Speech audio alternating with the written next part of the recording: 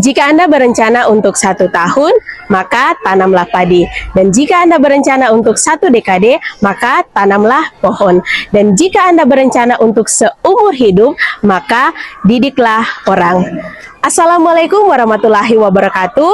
Salam sejahtera bagi kita sekalian. Perkenalkan, nama saya Wilma Ratu Rusang, salah satu pendidik di SMP Negeri 1 Petasia, Kecamatan Petasia, Kabupaten Morowali Utara, dan sekaligus sebagai salah satu peserta pada pelatihan Coding dan Kecerdasan Artifisial Fase D jenjang SMP di Kabupaten Morowali Utara.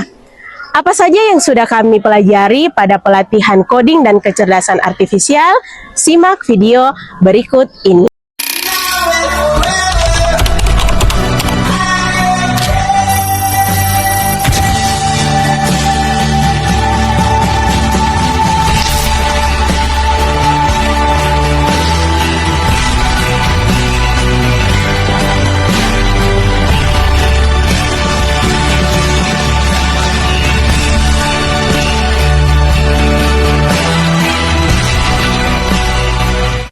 Namaku Ganisi Garda Harmoni. Pada kesempatan kali ini, saya akan mengajak kalian untuk menyaksikan video berbagi praktik baik terkait coding dan kecerdasan artifisial oleh Ibu Guru Wilma Ratu Rusang. Semoga bermanfaat ya. Selamat menyaksikan. Baik, Assalamualaikum warahmatullahi wabarakatuh. Salam sejahtera bagi kita sekalian. Om Swastiastu, Namo Buddhaya, salam kebajikan. Baik, Bapak Ibu Guru, terima kasih untuk kehadirannya di tempat ini. Jadi hari ini itu fokusnya pada pengibasan coding dan KA. Jadi hari ini saya mau mengimbaskan coding dan KA, pelatihan yang saya ikuti hampir 3 bulan melalui Learning Management System atau LMS. Kemarin saya sudah download Canva, tampilkan di atas. Pengibasan coding dan kecerdasan artifisial. Jadi untuk tugas terakhir kami itu ada berbagi praktik baik di komunitas belajar masing-masing, baik itu di satuan pendidikan maupun di satuan pendidikan yang lain. Jadi hari ini saya pilih RTL-nya itu untuk di komunitas belajar satuan pendidikan.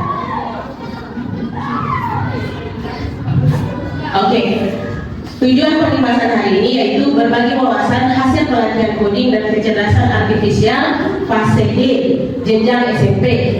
Kemudian yang kedua, meningkatkan pemahaman tentang pentingnya literasi digital di SMP.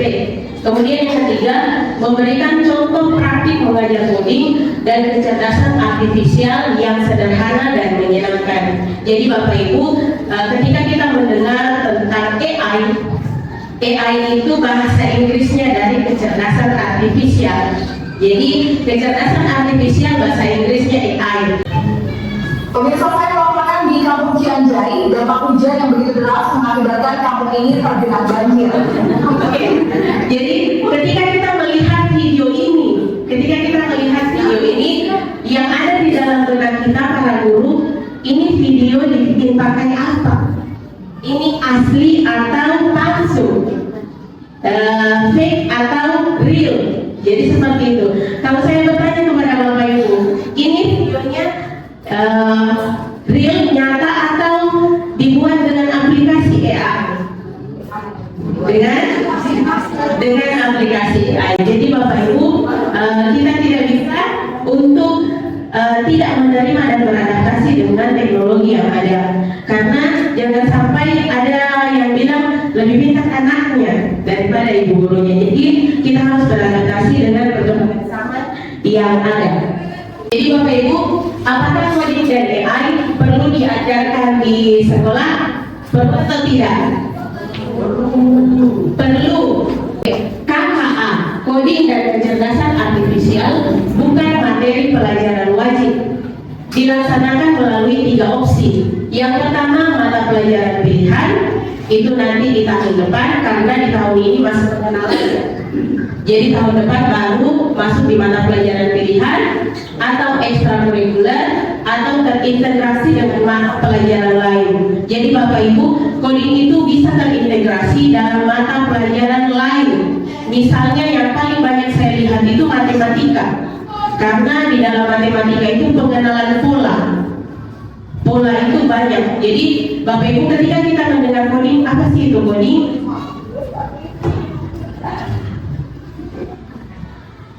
Oke, seperti ini. Coding itu adalah proses memberi instruksi kepada komputer untuk menjalankan tugas tertentu sesuai perintah. Jadi, ketika kita memasukkan instruksi ke dalam komputer, seperti yang suka pakai ChatGPT atau Gemini, itu kita memberikan instruksi pada komputer, kemudian komputer menjalankannya sesuai perintah atau algoritma yang kita berikan. Ketika kita pakai ChatGPT, kita minta jawaban atas pertanyaan kita, tetapi ketika kita taruh pertanyaan tidak signifikan, tidak tepat, dia juga akan memberikan jawaban yang kurang tepat.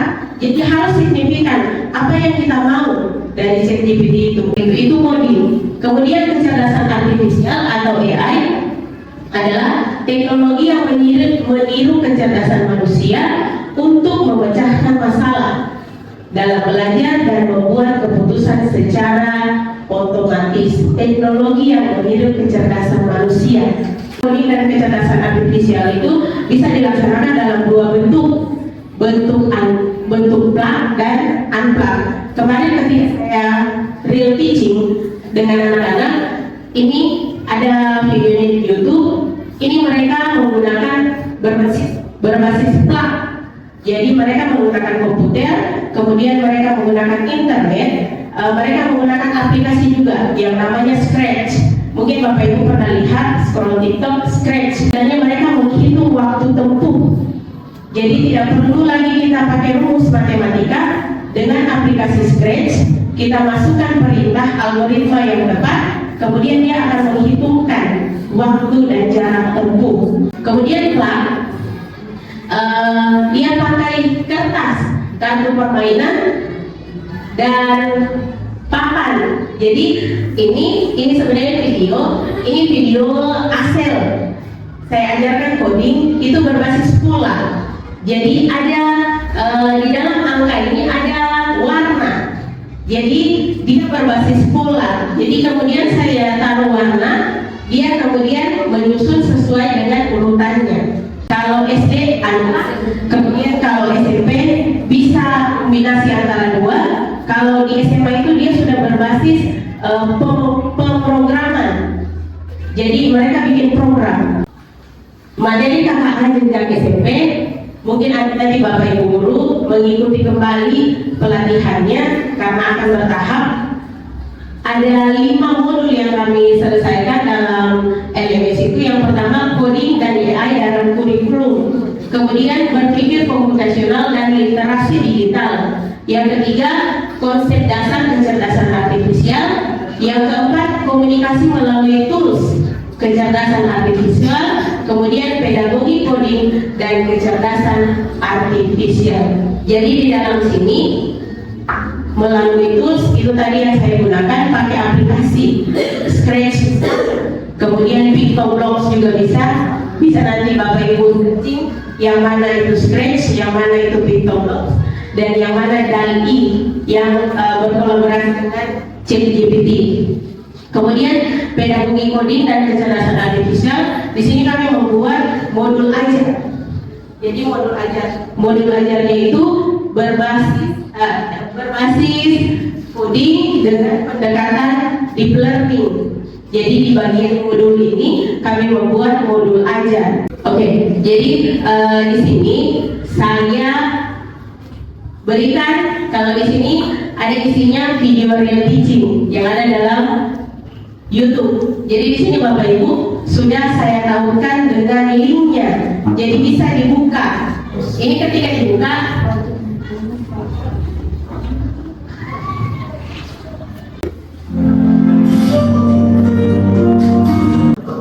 oke, jadi itu sedikit sedikit pengenalan tentang tautan. Jadi di tangga itu ada tautan. Ketika kita presentasi seperti ini, bisa langsung kita buka, kita tautkan dengan link yang lain. Jadi di sini juga ada permainan, pasangkan gambar. Nanti sebentar boleh kita main. Guru-guru yang maju, seperti anak-anak, kalau biasa kita bilang anak-anak maju di depan. Jadi sekarang guru-guru juga bisa maju di depan. Nah, di sini saya mau buka yang ini. Boleh beberapa guru nanti maju untuk menyusun gamenya.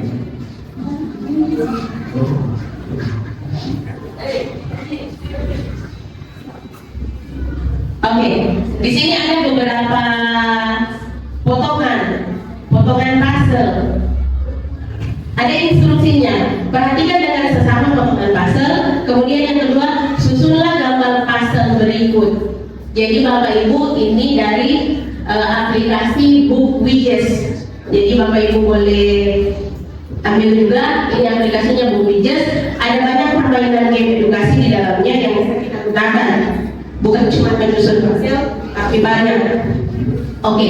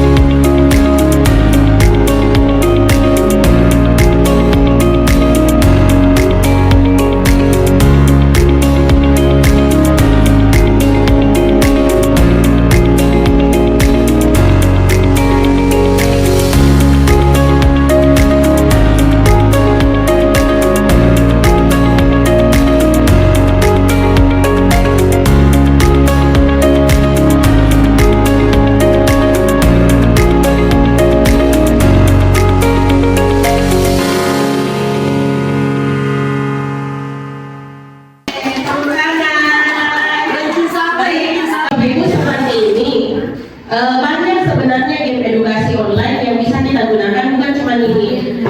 Yang biasa kita kenal itu cuma Playground, yang dulunya Quizzes, kemudian ada Wordwall, kemudian ada Kahoot. Ada juga aplikasi yang dipakai untuk membagi kelompok.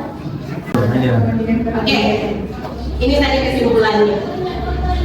Dan itu saja yang bisa saya bagikan kepada Bapak Ibu guru terkait dengan pelatihan yang saya ikuti kurang lebih 3 bulan tentang coding dan kecerdasan artifisial. Penggunaan media pembelajaran digital dapat mendorong keterlibatan siswa jika disesuaikan dengan kondisi mereka. Melalui kegiatan berbagi praktik baik ini, saya mendapatkan inspirasi strategi pembelajaran yang lebih efektif, kolaborasi dan rencana tindak lanjut yang disusun bersama akan menemukan solusi praktis menghadapi kendala teknis dan memperkuat komunitas belajar. Guru di era digital bukan tergantikan oleh mesin, melainkan mampu mengajarkan nilai di balik kecanggihan. Semangat dan dedikasi guru adalah kekuatan bangsa. Terima kasih. Assalamualaikum warahmatullahi wabarakatuh. Shalom, salam sejahtera buat kita sekalian. Om Swastiastu, nama budaya, salam kebajikan. Perkenalkan, nama saya Meggy Gisela Tengga. Saya berasal dari kelas 8 EMI Sayalan. Saya ingin memberitahu kesan dan pesan saya selama mengikuti pembelajaran coding AI. Kesan saya selama saya belajar coding AI sangat seru dan menantang. Karena saya bisa tahu cara orang-orang membuat games online yang biasa kita mainkan, yang ternyata itu dibuatnya menggunakan aplikasi AI. Dan pesan saya selama belajar coding AI, teruslah belajar dan jangan takut untuk mencoba hal baru. Siapa tahu, kita juga bisa membuat robot atau games yang keren menggunakan aplikasi AI. Sekian kesan dan pesan dari saya. Wassalamualaikum warahmatullahi wabarakatuh. Salam sejahtera buat kita sekalian. Pesan saya selama mengikuti penyimbasan yang dilakukan oleh Ibu Ilma ialah penyampaian materi berlangsung dengan baik dan sistematis, disertai contoh-contoh praktis dan mudah dipahami. Materi yang dibagikan sangat berkembang dari edukatif dalam pelaksanaan pembelajaran. Melalui kegiatan ini, saya memperoleh wawasan baru tentang penerapan teknik pembelajaran kegiatan coding dan kecerdasan artifisial. Diharapkan kegiatan serupa dapat terus dilaksanakan untuk meningkatkan kompetensi profesional guru secara berkelanjutan. Coding dan kecerdasan artifisial mantap. Sekian dan terima kasih. Wabillahi taufiq wal hidayah. Wassalamualaikum warahmatullahi wabarakatuh. Assalamualaikum warahmatullahi wabarakatuh.